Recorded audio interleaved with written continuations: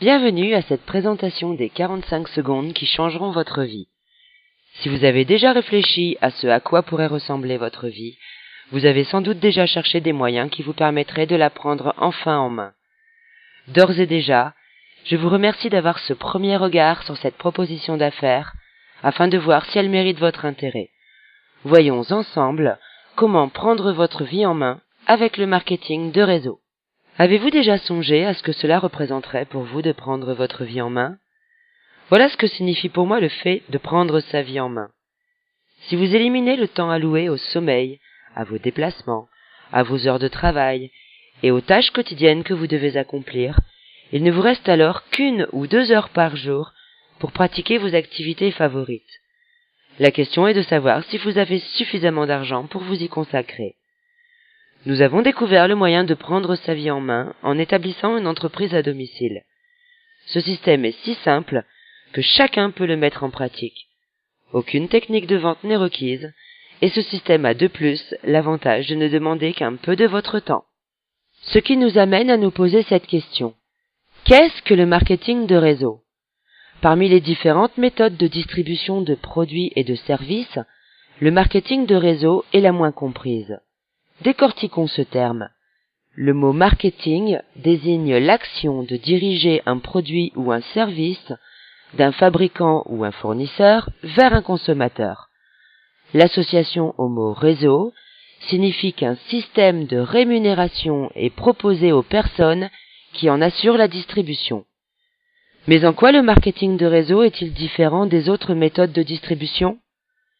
Il n'existe en réalité que 3 méthodes fondamentales de distribution de produits. La première, la plus courante, c'est la vente au détail. Le consommateur se rend dans un magasin pour acheter des produits. La deuxième, également connue, c'est la vente directe. Les produits sont présentés et vendus aux consommateurs à domicile, le plus souvent sous forme de réunion. Et enfin la troisième méthode, beaucoup moins connue, qui est le marketing de réseau.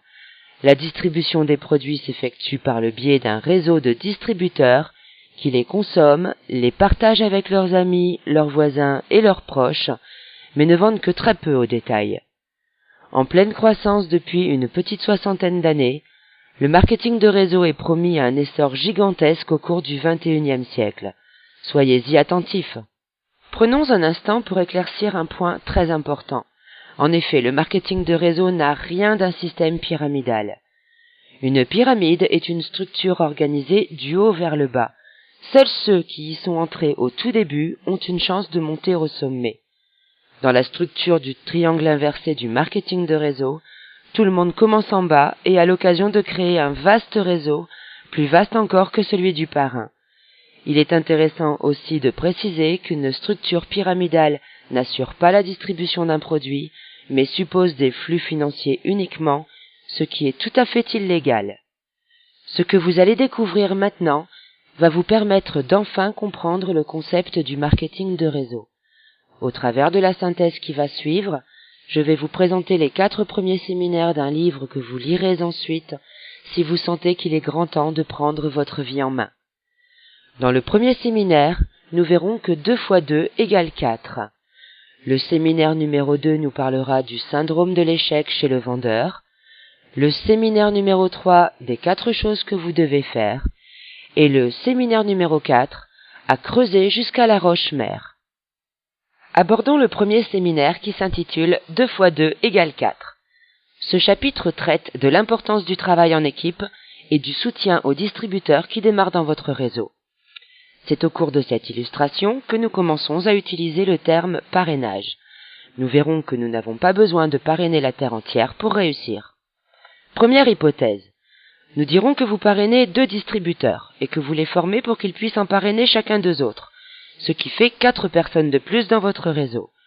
Puis, vous enseignez à vos 2 premiers distributeurs comment faire en sorte que ces 4 personnes parrainent à leur tour, ce qui donne 8 personnes dans votre réseau.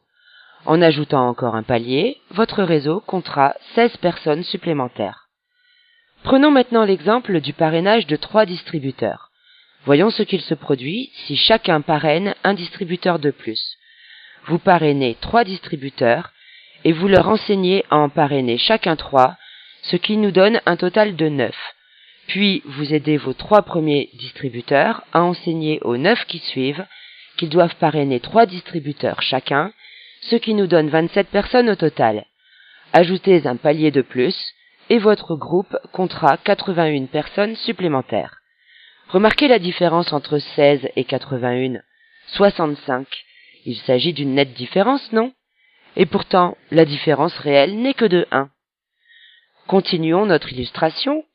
Supposons que chacun parraine 4 personnes, soit 2 de plus que notre première hypothèse. Vous avez compris le principe. Vous enseignez à vos 4 distributeurs d'en parrainer chacun 4, ce qui fait 16 personnes de plus dans votre réseau. Puis, vous enseignez à vos 4 premiers distributeurs comment faire en sorte que ces 16 personnes parrainent à leur tour, ce qui donne 64 personnes dans votre réseau. Encore un palier et votre réseau comptera 256 distributeurs en plus. Voyez maintenant la différence entre 16 et 256. Elle est de 240. Pourtant, vous n'avez parrainé et enseigné à parrainer que 2 personnes de plus. Terminons notre illustration en prenant l'exemple du parrainage de 5 distributeurs. À ce stade, vous avez compris la gymnastique. 5 x 5 égale 25, x 5 égale 125, x 5 égale 625. La différence avec 16 est maintenant monumentale. Cependant, la véritable différence n'est que de 3, puisque chaque distributeur n'a parrainé que 3 personnes de plus. Additionnons maintenant les chiffres encerclés et nous arrivons à un total de 780 personnes.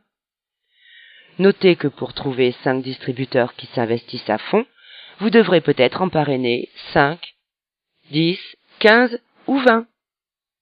Si l'on considère uniquement la consommation des produits par les 780 distributeurs du réseau, le chiffre d'affaires est déjà considérable. Imaginons maintenant que chacun des 780 distributeurs trouve 10 clients potentiels parmi ses amis, sa famille et ses proches. Nous obtenons un total de 7800 clients. Ajoutez à cela les 780 distributeurs du réseau. Cela nous donne 8580 personnes. Ne pensez-vous pas qu'avec 8580 clients, votre entreprise ne pourra faire autrement que d'être très prospère? Mais attention, vous verrez au fil de cette synthèse que vous ne devez pas travailler simultanément avec plus de 5 distributeurs inscrits personnellement. Certes, une entreprise peut déjà être très efficace avec 3 ou 4 distributeurs au premier palier, mais aucune ne peut le demeurer avec un effectif supérieur à 5. Le chapitre suivant traite du syndrome de l'échec chez le vendeur. Vous y comprendrez pourquoi il vaut mieux parrainer 10 pédagogues plutôt que 10 vendeurs. Souvenez-vous, l'erreur la plus commune est de faire la confusion entre la vente directe et le marketing de réseau.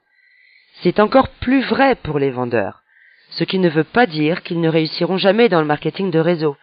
Il leur faudra en revanche posséder une bonne compréhension de ces 4 séminaires qui s'avèrent primordiaux pour bien démarrer.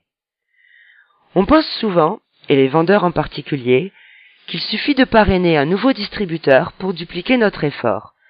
Dans cet exemple, vous avez parrainé Thomas. Or, si vous quittez le réseau, Thomas le quittera aussi. Le réseau sera alors interrompu. C'est pourquoi vous devez expliquer à vos distributeurs que la duplication ne se fait qu'à partir du 3e palier. En effet, si au contraire vous avez appris à Thomas comment parrainer Carole, vous commencez alors vraiment à vous dupliquer vous-même. Mais si Thomas ne sait pas comment former Carole, le réseau sera interrompu à nouveau. C'est pourquoi vous devez enseigner à Thomas comment former Carole pour qu'elle puisse à son tour parrainer Béa. C'est après avoir constitué 3 paliers que la duplication intervient. Le réseau continuera à exister même si vous ne vous en occupez plus. Savoir enseigner, savoir former sont des gages de réussite dans le marketing de réseau, alors qu'il n'est pas forcément nécessaire de savoir vendre.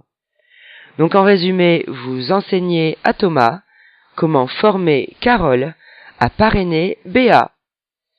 Ce message est important car il constitue la clé du succès dans une entreprise de marketing de réseau. Voici comment procède le vendeur typique. Il assiste à une démonstration des produits, recueille les témoignages de ceux qui les utilisent et s'informe des résultats obtenus. Fort de ces données, il va se lancer à corps perdu dans la vente. Première erreur. Lorsque vous lui expliquez que pour réussir, il doit parrainer des distributeurs, il met alors toute son énergie dans le parrainage. Deuxième erreur. Ce parrainage à la chaîne va générer autant d'abandons que de nouvelles candidatures. Pourquoi ? Parce que l'on ne peut pas travailler efficacement à plus de 5 en même temps. Imaginons que notre vendeur, en bon professionnel qu'il est, a parrainé 130 distributeurs qui en ont parrainé chacun 5, ce qui fait 650. Ajoutez ce chiffre aux 130 distributeurs du départ, nous obtenons un total de 780 distributeurs dans le réseau. Cela vous rappelle-t-il quelque chose ? À votre avis, quelle est la méthode la plus rapide ? Parrainer 5 distributeurs sérieux et leur enseigner à en former d'autres ? Ou alors, en voulant parrainer beaucoup de gens rapidement, le pourcentage des distributeurs qui restent est faible, alors qu'avec la méthode présentée dans le premier séminaire, sur un total de 780 distributeurs, le taux de conservation des effectifs est élevé.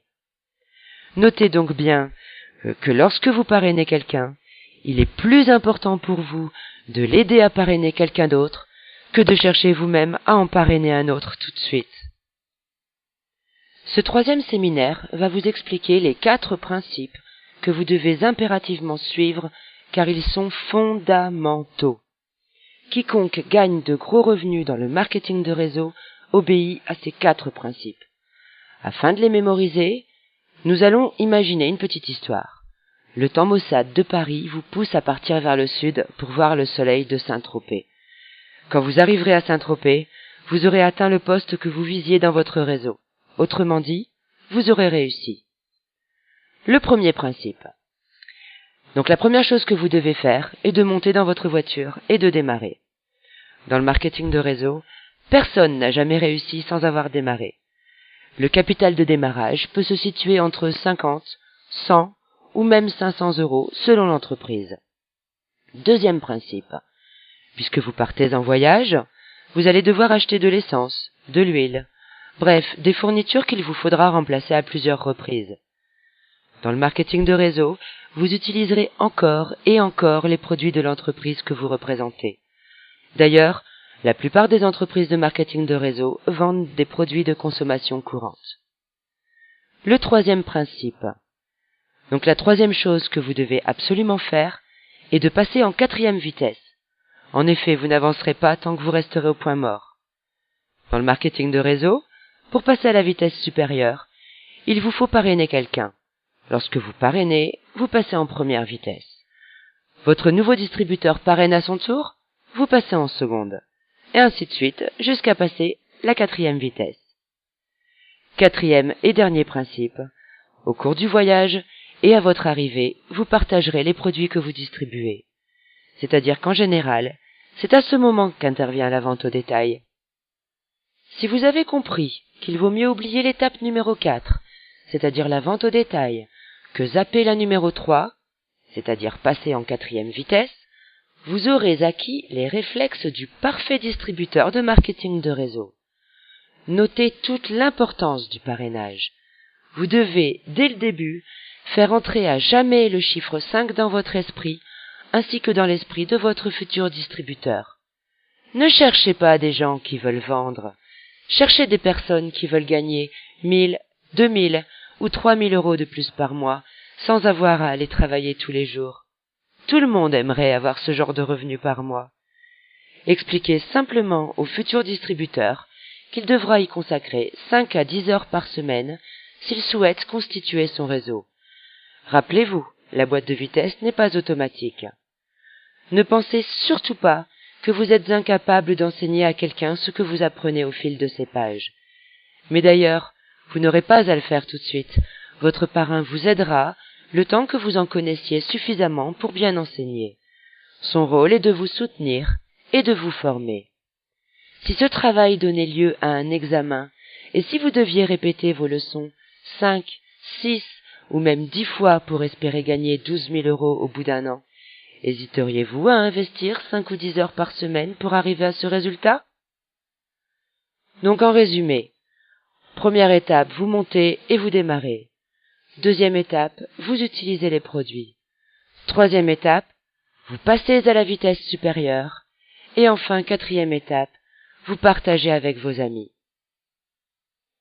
Le quatrième séminaire a pour but de vous expliquer pourquoi il faut travailler en profondeur, c'est-à-dire creuser jusqu'à la roche-mère.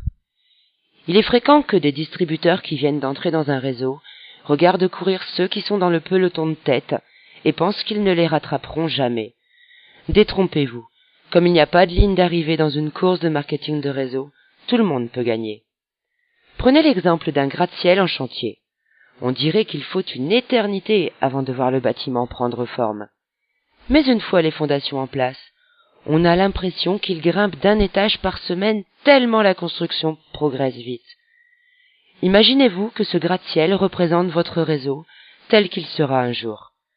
Au début, vous allez creuser les fondations à la pelle, ça prend du temps. Mais au fur et à mesure que vous allez aider vos distributeurs à parrainer, vous aurez besoin d'un bulldozer. Avant d'arriver au troisième palier, vu que vous atteignez la roche-mère, la tâche devient vraiment difficile et il vous faut une pelle mécanique. Mais à l'instant où vous atteignez le troisième palier, vous pouvez enfin commencer à construire en hauteur. Quand vous serez parvenu au quatrième palier, votre réseau commencera à avoir de l'ampleur. À partir de cet instant, votre édifice va s'élever rapidement.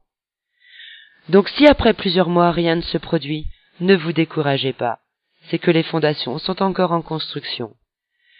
Par pitié, ne faites pas comme le chercheur d'or qui creuse pendant des mois sans rien trouver et qui abandonne alors qu'il se trouve à quelques centimètres d'un filon important. Pour conclure, le secret du succès dans le marketing de réseau consiste à enseigner la réussite aux autres. Un bon distributeur ne doit pas se préoccuper de son propre revenu, mais plutôt se concentrer sur la formation des distributeurs et sur le travail d'équipe. Mais cela prend du temps, car avant de pouvoir former les autres, vous devez vous-même avoir appris ce qu'il faut faire. Vous devez donc prendre l'engagement de retourner à l'école 5 à 10 heures par semaine pour vous familiariser avec l'entreprise. Ce qu'il vous faut vraiment pour réussir dans le marketing de réseau se résume en 2 phrases. Faites-vous des amis si vous n'en avez pas encore, et faites connaissance avec les amis de vos amis. Les 10 séminaires du livre 45 secondes de Don Failla sont reliés ensemble. Les chapitres qui suivent répondront aux questions que vous vous posez peut-être en ce moment. Demandez à la personne qui vous a invité à cette synthèse de vous prêter ce livre pour que vous puissiez le lire en entier. Demandez-lui également de vous parler de l'entreprise qu'elle représente, des produits qu'elle distribue, de la méthode de marketing qu'elle utilise et des outils qu'elle fournit. Il y a fort à parier que vous apprécierez la qualité des produits ainsi que la proposition d'affaires qui y est assortie pour que vous puissiez prendre votre vie en main. Merci beaucoup pour votre attention.